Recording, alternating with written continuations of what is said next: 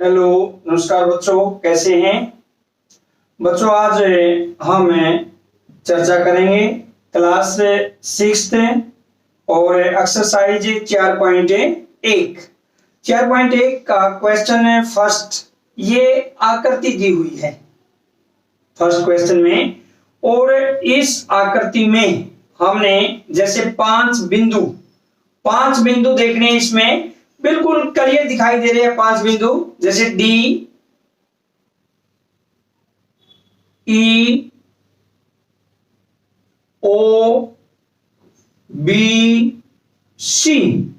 ये पांच बिंदु डी, ई, ओ, बी, सी, ये हमें इसमें आकृति में साफ नजर आ रहे हैं।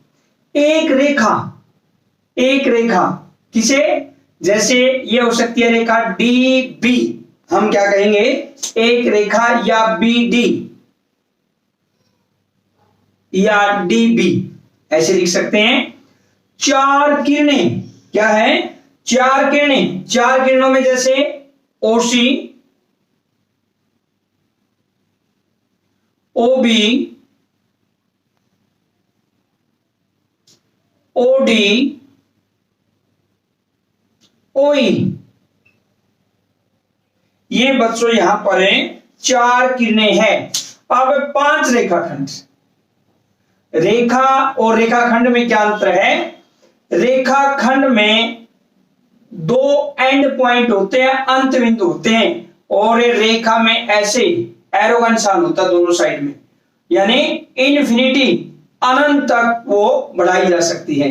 अब इसमें रेखाखंड पूछा है जिसमें एंड पॉइंट है, जैसे डी ई, ये हुआ एक ईओ, ओबी, ओसी, और एक हम कोई भी कह सकते हैं जैसे डी ओ, ये भी हो सकता है, ईबी भी हो सकता है, कितने ही है और भी हो सकते हैं इसमें रेखाखंड। ये थे हमारे पांच रेखाखंड, जैसे डी, ईओ, ओबी, ओसी और डीओ, जिसके एंड पॉइंट होते हैं। ये था आपका प्रश्न नंबर 1। प्रश्न नंबर 2 में देखिए बच्चों, क्या है प्रश्न नंबर 2 में, ये आकृति दी हुई है। फिर क्या ज्ञात करना इसमें, आप इन चार बिंदु है, ये किसी भी बिंदु का प्रयोग कर सकते हैं। चारों बिंदुओं में से हम किसी भी बिंदु का प्रयोग कर सकते हैं। सभी संभव प्रकार की जो रेखा है उसके नाम लिखने हैं हम। वे कितने प्रकार की, यानी हम कह सकते हैं सभी संभव प्रकार की रेखाएं। क्या कह सकते हैं, सभी संभव प्रकार की रेखाएं।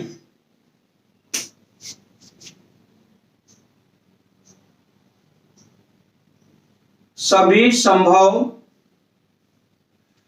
जो भी हमारे पास से सभी संभव हो सकती है, पॉसिबल है, वो रेखाएं हमने बतानी है। जैसे अब हम इसमें देख सकते हैं, एक बिंदु लेकर करना आपने, ये ध्यान रखना है। जैसे ए बिंदु से लेकर चलेंगे, A B, A C, A D, clear है, 3 बनी, यानी एक बिंदु से 3 बनेगी। कुल रेखाएं जो बनेगी हमारी 12। जैसे अब हम बी बिंदु लेंगे, बी बिंदु से लेते हैं बी ए, बी सी, बी डी, यानी बी से ले लिया बी ए, बी सी और बी डी।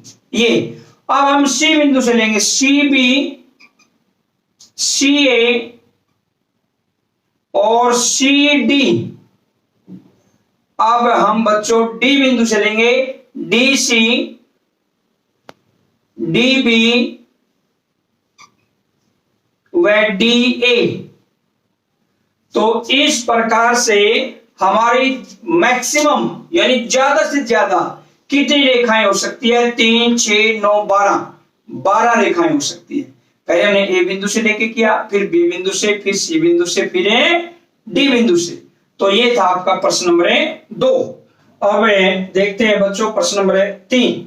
ये आकृति दी हुई है प्रश्न नंबर 3 में, ये आकृति दी हुई है, ये बिंदु है ए सी बी डी ओ ऐसे ये बिंदु दी हुई है। अब इसमें पार्ट ए रेखाएं जिसमें बिंदु ई है, हमने ऐसी रेखाएं बतानी है जिसमें बिंदु क्या है ई, ए ई, इसके अंदर बिंदु ई है ए ई, यानी जिस पर बिंदु ई है। अब आगे ए से होकर जाने वाली रेखा, ए से होकर तो कोई भी जा सकती है, जैसे ए ई ये भी जा सकती है, ए ई ए डी हो सकती है, ए बी हो सकती है, कोई भी रेखा हो सकती है इसमें।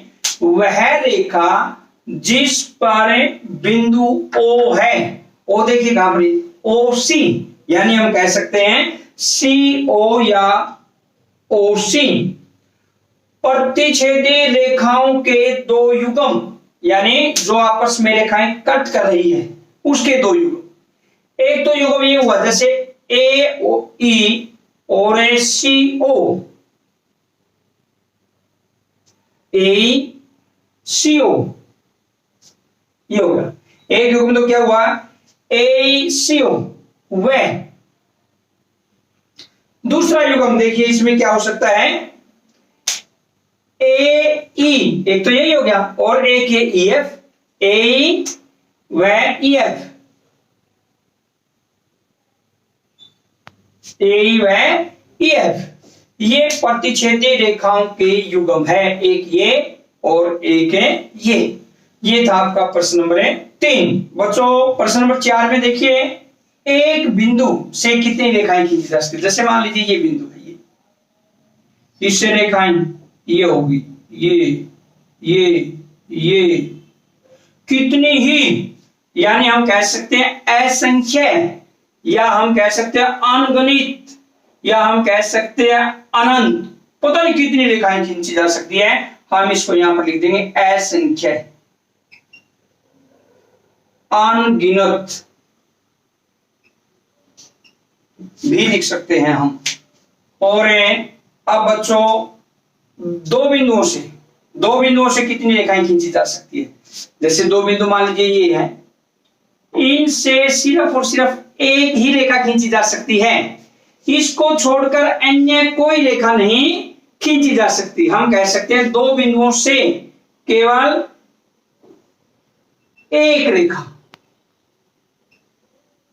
यहां से हमें एक रेखा खींच सकते हैं दो बिंदुओं से। ये था आपका प्रश्न नंबर 4। अब देखते हैं बच्चों प्रश्न नंबर 5। प्रश्न नंबर 5 में क्या है, निम्नलिखित स्थितियों में प्रत्येक के लिए हमने क्या करना है, एक रफ आकृति खींचनी है और उचित रूप से उनका हमने नामांकन करना है। नामांकित कीजिए। जैसे बिंदु P रेखाखंड ए बी पर स्थित है, मान लीजिए कोई भी रेखाखंड ए बी है, ये कोई रेखा है, इसका ये रेखाखंड है ए बी, इस पर हमने P बिंदु दर्शाना है, तो हम यहां पर लिख देंगे P, बस ये होगी इसकी रफ आकृति। अब रेखाएं एक्स वाई व पी क्यू, रेखाएं एक कौन सी है, एक्स वाई, ये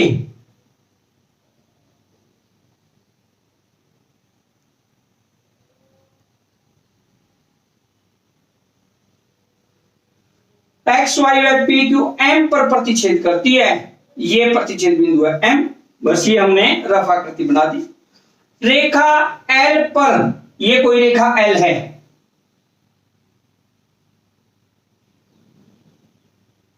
रेखा एल पर ई एफ स्थित है, मान लीजिए ये ई है, ये एफ, ई एफ स्थित है, पर डी नहीं, तो डी को यहां पर अलग से दिखा दो ना, यहां ऐसे कर दिया, ये बिंदु डी है, यानी उस एल रेखा पर नहीं है, इसका डी पार्ट।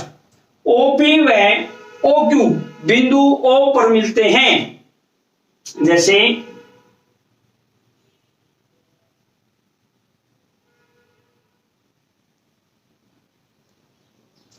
ओपी व ओक्यू, ये ओपी है, ये ओक्यू है, बिंदु ओ पर मिलते हैं। इस प्रकार से हमने इसकी रफ आकृति बनाई। ये था आपका प्रश्न नंबर 5। प्रश्न नंबर 6। प्रश्न नंबर 6 में क्या बच्चों, रेखा एम एन, ये है रेखा कोई एम एन, आकृति को देखिए, इस पूरी आकृति को देखिए। प्रश्न नंबर 6 में इस आकृति को देखकर इस आकृति के संदर्भ में बताइए कि निम्नलिखित यानी ये जो कथन है सत्य है या असत्य है। हमने ये बताना है कि ये सही है या गलत। जैसे ए पार्ट में क्या है, क्यू एम ओ एन और P, Q M O N P रेखा एम एन पर स्थित है, यानी इस रेखा पर स्थित है। बिल्कुल सही है, इसी रेखा पर स्थित है सारे के सारे। इसका अर्थ क्या हुआ बच्चों, सत्य है ये, बिल्कुल सही। सेकंड पार्ट इसमें देखिए क्या है, एम ओ और एन, एम ओ और एन एम एन पर स्थित है, ये भी बिल्कुल सही है, इसी रेखा पर स्थित है, ये भी सत्य है, बी भी सत्य है। थर्ड देखिए, एम और एन, एम एन रेखाखंड एम एन पर स्थित है, ये भी बिल्कुल सही है, सत्य है। अगला देखिए डी पार्ट, डी में क्या है, ओ और एन, ओ एन रेखाखंड कौन से, ओपी के अंत बिंदु है, यानी रेखाखंड ओपी तो ये हुआ और ओ एन इसके अंत बिंदु है। पॉसिबल ही नहीं है, संभव नहीं है, क्योंकि ओपी के अंत बिंदु तो ओ और पी होगी, न कि ओ एन तो हो ही नहीं सकती। इसका मतलब क्या हुआ, असत्य है, ये असत्य है, क्योंकि अगर हम ओपी लेते हैं तो इसके तो ये हुए एंड पॉइंट ओ और पी, ओ एन तो हो ही नहीं सकते, एन तो इसके बीच में बिंदु है। अब ई पार्ट देखिए, इसमें क्या है, एम रेखाखंड, जो एम है रेखाखंड ओ क्यू के दोनों अंत बिंदुओं में से एक है, जो क्या है, एम क्यू ओ के अंत बिंदुओं में से एक है। क्यू ओ के अंत बिंदु क्या हुए, क्यू और ओ। जैसे क्यू ओ है, इसके अंत बिंदु बच्चों एक तो क्यू होगा और एक ओ होगा। लेकिन ई पार्ट में क्या कहा गया है, कोई भी रेखाखंड दिया हुआ है जो उसके अंत बिंदु होते हैं, जैसे इसमें ओपी था तो इसमें जैसे ओपी था तो इसके अंत बिंदु ओ व पी, ये अंत बिंदु थे। क्यू है, इसका एक एंड पॉइंट क्यू होगा, एक ओ होगा। लेकिन ई पार्ट में क्या कहा गया है, एम रेखाखंड एक क्या है, एम रेखाखंड क्यूओ का एक अंत बिंदु है, एम तो पॉसिबल ही नहीं है, इसलिए ये भी असत्य है। एफ, एम किरण ओपी पर एक बिंदु है, ओपी ये है, एम बिल्कुल अलग हुआ उससे, इसका मतलब ये भी असत्य है, उसके ऊपर नहीं है, एफ भी असत्य है। जी, किरण ओपी क्या है, किरण ओपी क्यूपी से भिन्न है। ओपी ये हुई, ओ से स्टार्ट होकर ऐसे चली गई किरण, क्यूपी क्यू से स्टार्ट हुई ऐसे चली गई, ये अलग है, बिल्कुल सही, ये सत्य है, ये क्या है, सत्य है। फिर आता है एच, किरण ओपी वही है जो किरण ओएम है, किरण ओपी वही है, ओपी वही है जो किरणें क्या है, ओएम है, ओएम इस साइड में, बिल्कुल नहीं, गलत है, यानी हम कह सकते हैं असत्य है, ये असत्य है। आई, आई में क्या है, किरणें ओएम, ये ओएम किरण है, किरण ओएम है, ओपी के विपरीत नहीं है, ओएम इस साइड में है और ओपी अपोजिट साइड में है, यानी ये कहता है कि इसके विपरीत नहीं है, विपरीत तो है, ओएम इस साइड में है, ओपी उस साइड में है, यानी इसका अर्थ ये भी बिल्कुल असत्य है, गलत। फिर आता है ओ किरण ओपी का प्रारंभिक बिंदु नहीं है। जो ओ किरण है, ओपी किरण है, उसका ओ प्रारंभिक बिंदु नहीं है। बिल्कुल सही है, वो तो इसका प्रारंभिक बिंदु है ही, इनिशियल पॉइंट। तो इसका मतलब ये भी क्या है बच्चों, असत्य है। और लास्ट में के पर क्या है, एन किरण, जो एन है किरण है, एनपी और एनएम का प्रारंभिक बिंदु है। देखिए एनपी में एन प्रारंभिक बिंदु है, एनएम में एन प्रारंभिक बिंदु, बिल्कुल सही है। तो हम इसको क्या कहेंगे, सत्य। तो ये था बच्चों आपका प्रश्न नंबर 6। आज की वीडियो में इतना ही, और नेक्स्ट हम मिलते हैं एक्सरसाइज 4.2 के साथ। तब तक के लिए जय हिंद, जय भारत।